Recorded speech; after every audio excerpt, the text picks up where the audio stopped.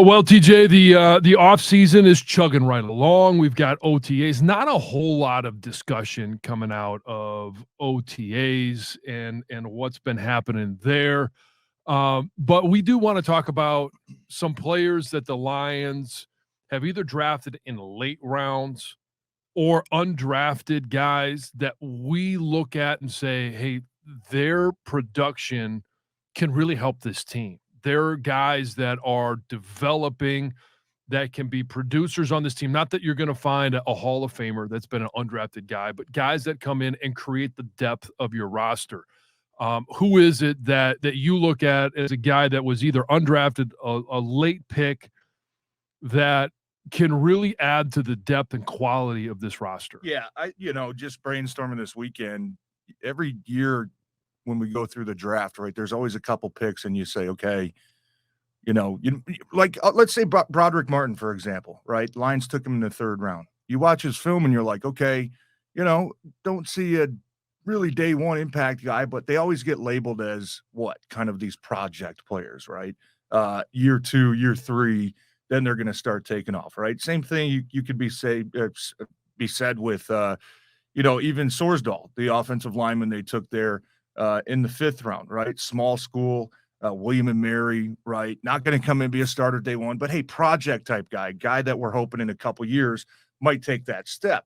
So we're looking at guys now that might be in their 3rd, 4th year on this team that were initially viewed as project guys that we think are ready to take a big step. And I think the one guy, look, he's played a lot.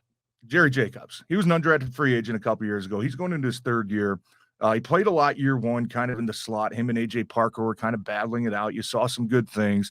Last year, I know he was injured from the first half of the season. But when he came back, a lot of more decent playing time, right? When Jeff Okudah went through his ups and downs, and more specifically the downs, Jerry Jacobs was a guy that got thrown into a larger role.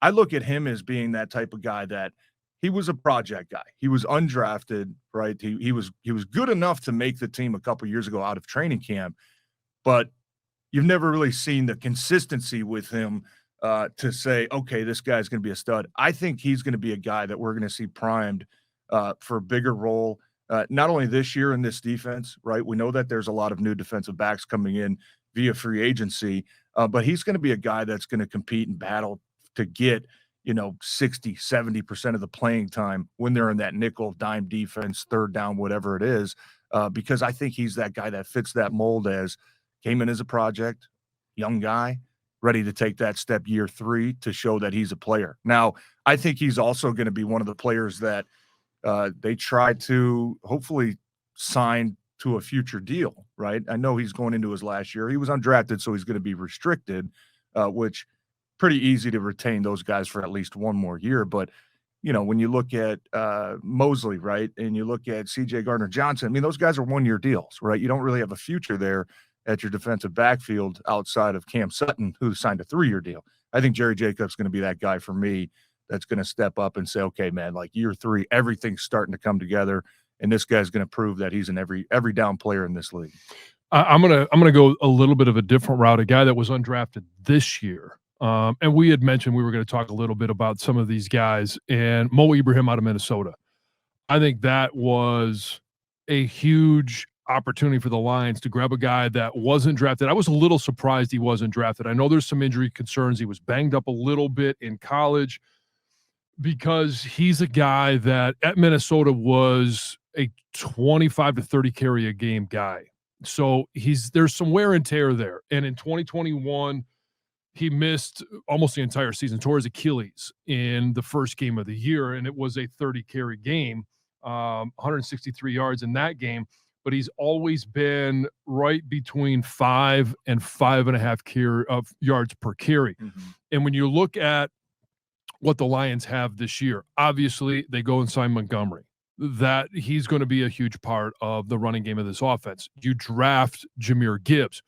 Going to be a huge part of the running game, but also the passing game. But you want to have a guy that can come in as a changeup. I think Mo Ibrahim he's a little bit bigger than Jahmyr Gibbs, and I think he has a frame to put on some weight. So if I'm looking at him possibly as the third back on this roster, if he gets 2-3 carries a game, they can really bring him along, allow him to continue to heal up. Last year, he was a 1,500-yard back. Yeah, it's pretty good in the Big Ten, especially. Yeah, right? I mean, it was, first team all Big Ten 2 times. Once was the year 2020, another one. And in that year, only 7 games, and he was still a 1,000-yard back. He's got the ability to be a guy that can have a little wiggle to him, but he's more of a north-south type of back. And Jamal Williams, he was that guy that you handed the ball to on short yardage. I really think that's where you could utilize Mo Ibrahim as a guy that can, be a little bit elusive, but put the foot in the ground, go downhill. And if you manage his workload, can be a really nice third option and develop into maybe in a couple of years, David Montgomery, he plays out his contract, he moves on. You got Jahmyr Gibbs. You have a guy like Mo Ibrahim that is kind of a utility guy in the backfield, especially if you're going to use Gibbs as a slot receiver or in a number of different ways. You can get these guys on there, and it's about creating mismatches and confusion on the defense. And I think Mo Ibrahim is a guy that can be that. And when you look at you always try and entice those guys that went undrafted. You're a little bit surprised that they went undrafted. They create some value. What do you offer them in contract? And the Lions offered him 100 to sign, 100K to sign. You don't see that a lot with undrafted guys, right, unless you're trying to entice a guy. You feel he's got value to your offense. You didn't draft him late because you wanted to, address a few needs. There was a couple of the guys you wanted first, but you wanted to make sure you get him. You give him a little bit more money than anybody else would. And I think for him, running behind this offensive line can be a huge part. Well, I don't want to say a huge part, could be an integral part of this offense as a changeup pitch coming out of the backfield, take a little bit of the load off of Montgomery and Gibbs, especially in short yardage and goal-to-go situations. Yeah, So, and we know the Lions love the running backs too, right? I mean, there's not just 2 guys that rotate. I mean, even last year, obviously we know Jamal, Swift, Craig Reynolds, right? Mm-hmm. Other guys. I mean, Jamar Jefferson a couple years ago, Godwin Igwebuike. I mean, these were all guys that had meaningful playing time. So the Lions aren't that one of those teams that's going to just keep just one workhorse or just 2 guys. I mean, they like having 3, if not 4 running backs that can be able to rotate, that can be able to give these guys a breather. And I think Mo Ibrahim is going to be, if we talk about late round guys, free agent guys, I think he's going to be one of those guys that everybody's looking at that's saying he might have the best shot to make this team based off of his skill set. I'll give you a couple other guys that, sticking on the defensive side that are going into year 3, year 4 that I think, hey, man, this is kind of the time where you have to prove you're a valuable NFL player, right? This is kind of a make or break season for some of these guys. The first one being Julian Okwara, right? Mm-hmm. I think a couple years ago, we saw, a little bit banged up there, missed a couple games here and there, but he showed flashes of being able to provide a pass rush and being able to provide a pass rush from the inside. One game sticks out. It was the Baltimore game that we all remember, that God-forsaken 67-yard field goal. But late in that game, I mean, he had 2 or 3 quarterback hits, and it was just like, man, if we can get consistency out of a guy like that can just add to that depth and add to that rotation of pass rushers that they're starting to build, he can make a hell of a career for himself being a pass rush type guy. I think he's in one of those critical years to say, dude, like, you got to prove it, man, And I know a lot of his issues has been health. It just because he hasn't really seen the field a lot because due to injuries, right? Yeah. But this is kind of one of those guys that you look at and say, okay, he's primed to have hopefully a breakout season. He wasn't a guy that they drafted that said he's going to – I know he was a 3rd rounder, but nobody said he's going to come in and be a day 1 impact type guy. He was labeled a little bit more raw, right? A little bit more of a project type player as well.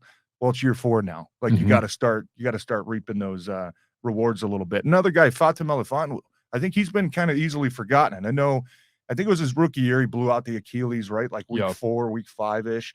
Guy that has really good size, 6'3", pushing probably 220. I know they moved him to safety, which is probably more comfortable position based for his skill set. But that's a guy also, a 3rd round pick going into year 3.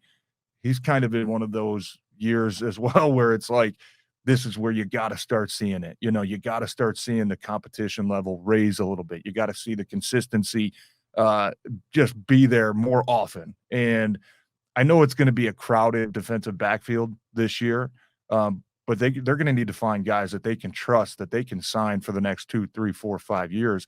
I think Ife Melifonwu, if he gets in that room with a healthy Tracy Walker, a guy like C.J. Gardner-Johnson, a second-year player who had a really good rookie campaign, Kirby Joseph. Hopefully that raises the competition for him to say, you know what, I got to step my you-know-what up, and I got to go out there and prove that I'm a capable, valuable NFL player. And I think he's another player that could be primed for a year 3 breakout season. Well, and I've got 2 guys that I think have to take major steps forward this year, or it could be the team moves on from them. And one of them has been a guy we've seen on and off, and that's Derek Barnes. Yeah.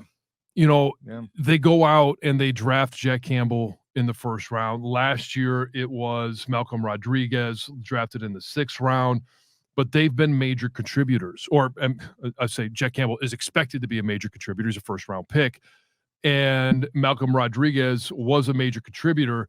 Derek Barnes has been just kind of laying around, has had some opportunity, but has really struggled to make some plays when he's been. We've seen flashes. Yeah, just consistency, right? Yeah, and in year 3, that's where you've got to have that consistency. And if Derek Barnes can't show in year 3 coming out of Purdue that he's going to be somebody that they can rely upon as a linebacker to give Anzalone a break, to give Rodrigo a break, to give Jack Campbell a break, I think the Lions move on from him after this year, and maybe even during training camp. The other guy has been banged up. I didn't like the draft pick when it happened, but he's here. He's been banged up, hasn't been on the field, and he's got to be motivated. That's Levi Onwuzurike. You go out and the Lions have, obviously brought in Isaiah Buggs. They went out and drafted Broderick Martin. Aleem McNeil was in the same draft as Onwuzurike, but Benito Jones is a part of this. Like, at some point, you've got to stay healthy enough during training camp to show the coaches that you can contribute, that you can be one of those guys that helps stop the run, that puts pressure in the middle of the pocket. Levi Onwuzurike has been riddled with injuries since he's been here. The knock that I had on him wasn't necessarily injuries, but when he was at Washington, was watching him, and it was, hey, one play, he looks like a world beater, and then disappears for 2 or 3. Yeah. Listening to him and the way that he's talked, and we hear this a lot, he's in the best shape of his life, which he needs to be if he's going to stay healthy. He needs to be this time of year. Well, yeah, but when you're talking about a guy that has had major issues with his health and a major back injury last year too, that I think was probably more serious than a lot of people thought. But like you said, I mean, he's got to stay on the field and he's got to show something, or the Yeah. Lions are going to continue to move other players up the depth chart, and at some point, hey, you're no longer in that 53. Right, which would be disappointing too, because Second-round pick. he was a second-round pick, a high second-round pick Yeah. too, right? So, and I know, look, he's like you said, he's shown flashes, but the biggest thing is, and you hate to bash, you don't want to bash on guys because bad luck. You do get bad luck once in a while. You do get a freak injury. You do get something that you can't really plan for, or can't really avoid, right? But if you want to be an NFL player and have a career where you bring value to teams, availability is the best thing you can do, right? Not the best thing you can do. Obviously, you got to go play, but availability is still just crucially important, right? And Levi's been one of those guys, like you said, that you've just been kind of waiting, right? We're just kind of waiting. When are we going to see, what we saw in Washington? I remember him getting drafted, and you're watching the clips and you're watching the highlights, and you're just like, holy shit, man. Like, this guy can be a game wrecker, right? If he's got the mental space for it, if he stays, physically healthy. We just haven't seen that yet. But like you said, and like I said, I think we're on the same page with a lot of these guys, that you're going to find out exactly what type of players they are, right? Because when you hit that year 3, year 4 benchmark, it is like, okay, put up or shut up. I've got to prove I can either, show the league and show my team and show my teammates that I've taken a step, that I'm ready to become an NFL player, or you might be, unfortunately for some of these guys, looking for a job somewhere else in a year, right? So we're going to find out exactly what type of players these guys are, what type of mentality they have, and not to say that their backs are against the wall, but you know what? This is for a lot of points, for a lot of careers. This is the point for a lot of people. I know it was for me going into year 3. That was okay. I got to put up or shut up. I got to go show that I'm a starter in this league, and I got to do it on a consistent level. If not, you might turn into a journeyman type guy for a couple years, but you know, it like you said, it's put up or shut up time for a lot of these guys. And were some of these guys, did they simply make a roster because 2 years ago when they were brought in, the roster was so bad? Right. Like now that the roster is starting to get flipped and you've got a lot of young talent, you've got to find a way to, hey, you got a head start 2 years on a guy that was just drafted. That experience needs to pay off. Yeah. That development of being 2 years older, 2 years in the weight system, the offseason program, how is that starting to pay off? And have you been able to take advantage of it? And there are some guys that, you know, just come in and you know that they're just better than everybody else. And there was a list that was put out by Pro Football Focus, the top 25 players under 25. And a couple of years ago, it would have been a pipe dream to think of any Detroit Lion on this list. You could argue a number of guys belong on this list. There are 2 guys that are on it, and that's Penei Sewell. He comes in at number 313, and this one we found on Pro Football Focus, and then Amon-Ra St. Brown, who comes in at number 17. When you start having players that are young and are at the top of some of these lists, because some of the other players on this list are guys like, you know, Micah Parsons, Joe Burrow, Jamar Chase, Tristan Wirfs, Justin Jefferson. Yeah. Like it's a list of studs and guys that are going to be talked about as Pro Bowl players for the foreseeable future. Actually, Joe Burrow, isn't he like 29? Maybe he's I think he might have. I think he's going to age out like before camp starts. You know, he will no longer be 25, but old rookie. But he's of the younger era, right? Of players in the NFL right now, and I think it's interesting that the Lions do have 2 players on this list. It shows that Brad Holmes has been able to identify talent, and some of this talent has actually performed in both Amon-Ra St. Brown and Penei Sewell. And I think if you take this list out another year, eventually guys age out, but you could have guys like Aiden Hutchinson, Jack Campbell, James Houston is a guy that eventually could be on this list simply because he was a late round guy. Not a lot of people are talking about him, but he put up unbelievable numbers in the last half of the season. If he's able to mirror that through the course of 17 games, and now that offensive lines, offensive tackles have film on James Houston, what he was doing was a little unique, that little, you know, jump, dip around the corner, bend thing. Okay, first time they saw it. Now, offensive tackles have been studying that all offseason. Is that something that continues to give fits to offensive tackles?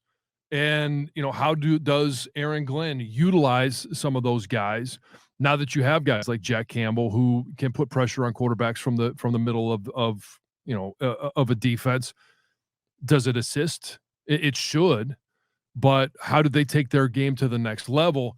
And I think it's interesting that we talk about the Detroit Lions as a team that should win the division, as a team that should be able to host a playoff game, win a playoff game, and they're doing it with such young talent. Yeah, and that's feels like it's been a long time since we've had that, right? And I mean, even, you know, when we were talking about the list, we hinted at last week, it was kind of like, man, you know, should Hutchinson be in that category, right? Obviously, we know that he had a good rookie year, right? 8.5 sacks, I think, and 3 interceptions. I mean, the guy showed that hopefully he's on a good trajectory to be considered one of those players, probably in the very near future. But that's all part of just, I think what's been impressive about Brad Holmes is finding guys like Amon-Ra St. Brown in the middle of the draft and coming in and seeing the impact that he has, and hopefully doing it again, you know, this year. Last year, 6 of the 7 draft picks, right? Playing meaningful snaps.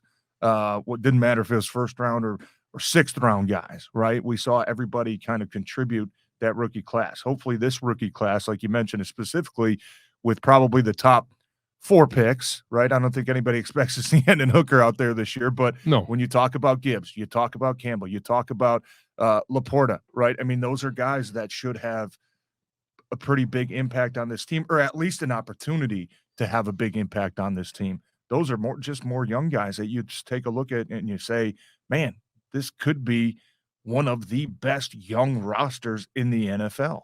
And that's where we feel like they're already at. The biggest thing, you've obviously got to take a step into year 2 for a lot of these guys coming off of good rookie seasons. But to kind of segue this into our last topic, we feel like they are a team that, right, we obviously know that they're contenders to win the NFC North, if not favorites, which means you're going to get a playoff game at home if you take care of business. We feel like you're at that level now where, are you ready to go all in? Are you ready to keep making some moves? Or are you going to be a team that just kind of stands pat and says, you know what, we feel good with what we've got? Because there's been a big conversation, at least obviously throughout the weekend. Big name hit the free agent market, right? DeAndre Hopkins, receiver, big receiver, right? Mm-hmm. I know he missed 8 games last year. 6 of them were due to PED right, suspension. even in the 9 games he played in, almost 70 catches for 700 yards. I mean, that's pretty good for 800 yards for half a season for a guy like that. I take a look at this roster, and Brad Holmes said something last year.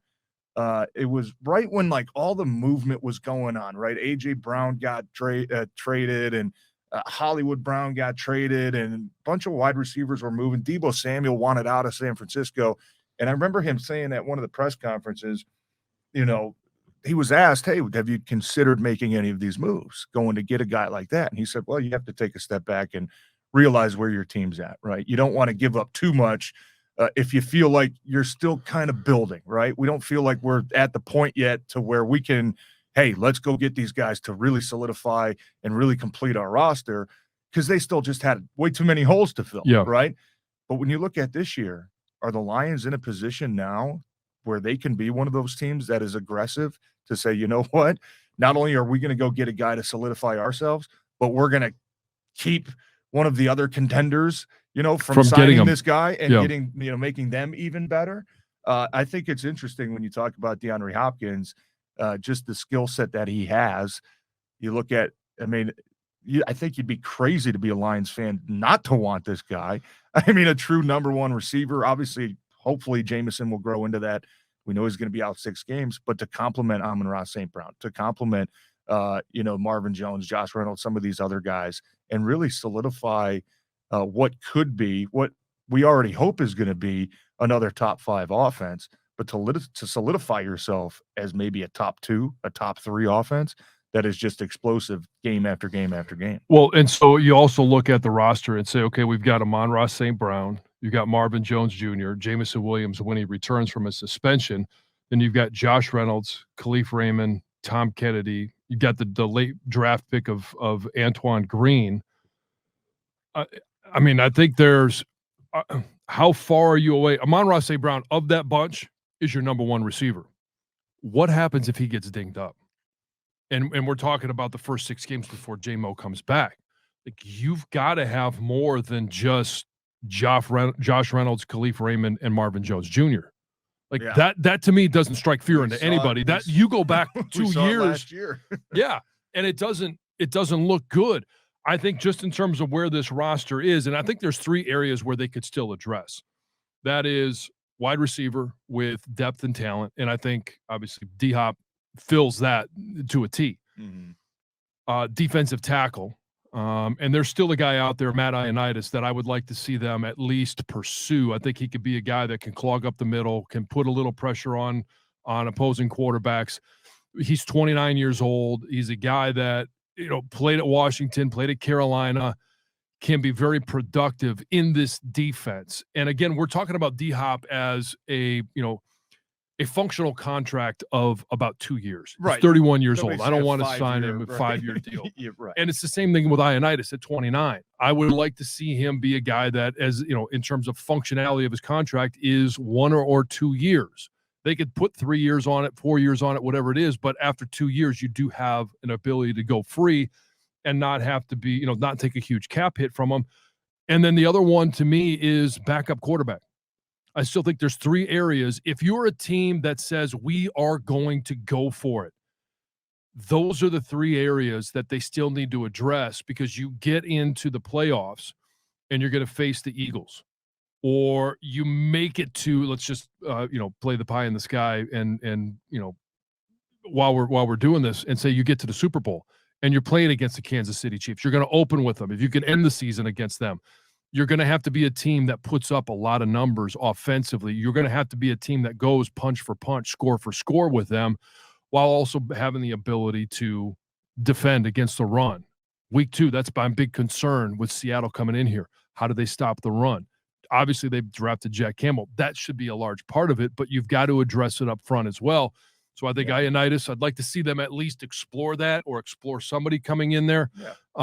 But I think D-Hop, you can't force guys to sign, right? Everybody says, oh, why didn't we sign him? Maybe he doesn't want to come here, right? Maybe he wants to go somewhere warm. Maybe he wants to go somewhere where they're from, right? A hometown deal. You can't just necessarily say, Brad Holmes, we should have signed that guy. A lot of times they try to. Now, you don't hear about that, but it's also up to the players. And I know, look, D-Hop was one of those guys too that kind of came out with his list of, I think there's 5 quarterbacks, who he wants to play with. Yeah. A lot of these teams, realistically, and look, I know the cap seems to be very fluid these days, and how teams get creative to fit numbers in and crunch numbers and push things down the road. But the Lions might be that team that, hey, if you're looking for a contender and you're looking for a decent contract, Buffalo's got like $1 million left of salary cap. I think the Chiefs are probably in the same boat. Right? So if you're the Lions, you could say, man, we feel like we're a contender. I think that this offseason, when you're able to go sign a CJ Gardner-Johnson, a David Montgomery, a Cam Sutton from Pittsburgh, that kind of shows us that, hey, this is no longer you don't have to overpay to get guys here. People don't want to be that you have to pay them. So if you're looking, and look, another argument is, well, we've got a lot of young guys that we've got to pay probably starting this offseason. You signed D-Hop to, what did Odell sign for? 1 year, $15 million? You sign him to 2 year, $30 million, right? Wouldn't have an issue with that, because you know what? A lot of times when you sign guys like Amon-Ra St. Brown, when you sign guys like Jonah Jackson, those first couple of years of the cap are going to be very low. Those are usually going to be backloaded contracts. So I don't think they're in a situation where you have to mortgage the future for 1 year run, right? They're still trying to build this thing so that they can have a good solid 5, 6, 7, 8 years, not just try to go all in like the Rams did a couple years ago. It worked out for them. They got the Super Bowl, but they're going to be in a little bit of hell for the next couple years based off of what they gave up to get that Super Bowl. The Lions aren't going to do that.